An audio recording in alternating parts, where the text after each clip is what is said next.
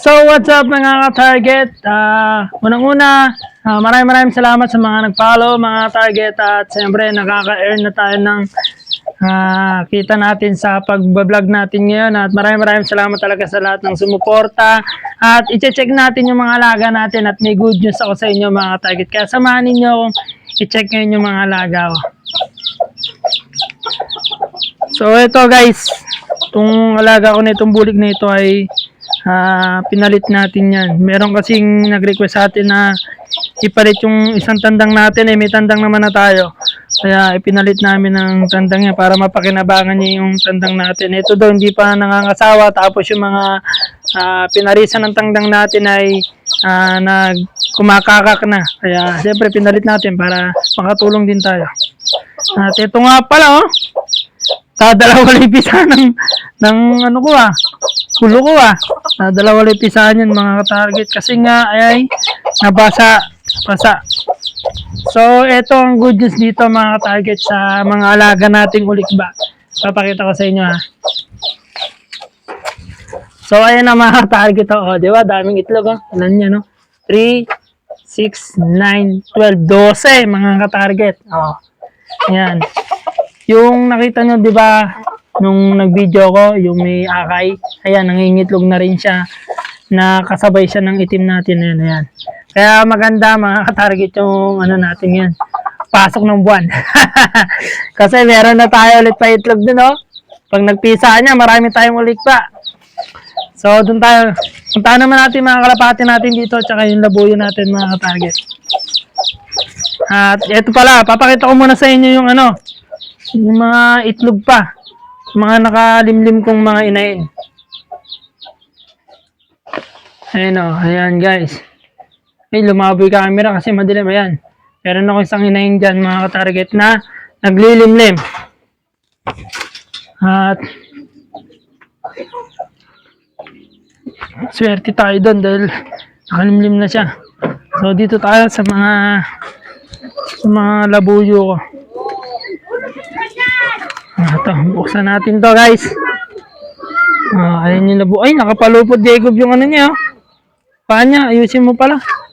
Hindi ko napansin kanina. Kanina lang yan. Baka mga muna yung camera.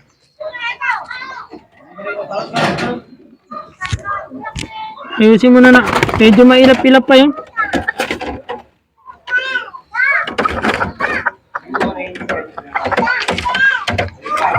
Baka mo muna. Yan, medyo mahirap-hilap na siya. Ito. Napalupot yung alaga natin. Yan. Medyo ginagamot ko nga mga target dahil nagkasipon siya. Kaya ginagamot ko. Buti nga ngayon, malakas na kumain. Pinainom ko na siya ng gamot. Okay naman na ngayon. Tsura niya, namumula. Dahil nung nakakarang araw, namumutla. Ito yung labuyo natin. Okay, huwag kang magpapapalupot. So, ito naman. Kunin natin itong binatilya natin. Check na ulit natin. Yan. Ganyan talaga sila sa una, mga ka-target. At may ilap pa sila. Sa unang huli. Yan. Yan, ganyan sila sa una. Pero kapag nahimas-himas mo naman na. Pag nahimas-himas mo, okay naman na. Di ba? Hindi Busog na busog. Daming kinain Binigyan ko pa sila guys ng ng saging Nakita nyo ba ito? Binibigyan ko sila ng saging, prutas para siyempre sa bundok kumakain din sila ng prutas. Kailangan dito din mapakain natin din sila para yung buhay nila sa bundok parang nandito lang din sa kapatagan. Yan. Patukan natin dito hagibis para yung may mga buto-buto. Yung mga gusto nila. Ganun lang. Wala na yan. Mabait na naman siya. Okay, dito tayo. So dito tayo ngayon mga target sa pinagparis ko na yung yung isa kong labuyo. At saka ang kagandahan dito mga target ay nagkatsawa na sila. Nakita ko pa kamo. Kaya good news to. Pakita ko sa inyo ha. Hawakan mo. Kukunin ko lang inahin.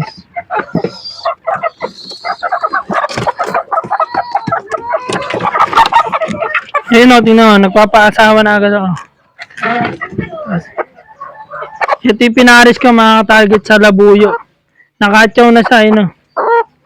Ito, dumalaga to, hindi pa to nangitlog. First time niya na talaga mangitlog. Pag napaitlog natin na kaparis niya yung labuyo. Maganda na kayo katawan, no? Magpapakatyo, no?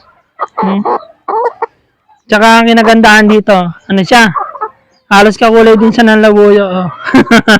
Kaya yung labuyo, parang hindi siya naiilang nakasama to. Gustong gusto nga niya, kinatsaw niya na nga agad. Tapos kunin din natin yung pinaris natin na labuyo dito. Ito guys yung mabait na. Ito. Di ba? Ito yung mabait na kasi pag tingnan niyo hindi ako nahirapan na hulihin siya. Nakawala na isang bulik natin. Sabagay native naman yung walang problema doon. Madali naman mahuli. Ayan, ito na yung kumakatsaw doon. Sana nga mapaitlog natin to. Ay, hindi pala to, yung inahin. Sana makapagpalabas tayo ng pistisong labuyo. Yan. Nangangarahim nga lang siya, oh. Di ba? Ganda. Balik na natin to dito.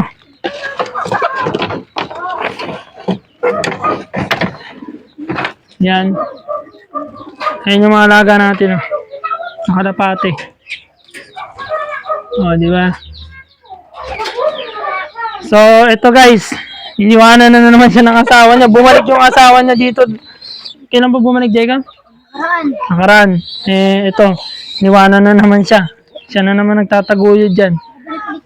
Ewan ko, tapos ito, may nakalimlim na tayo dito.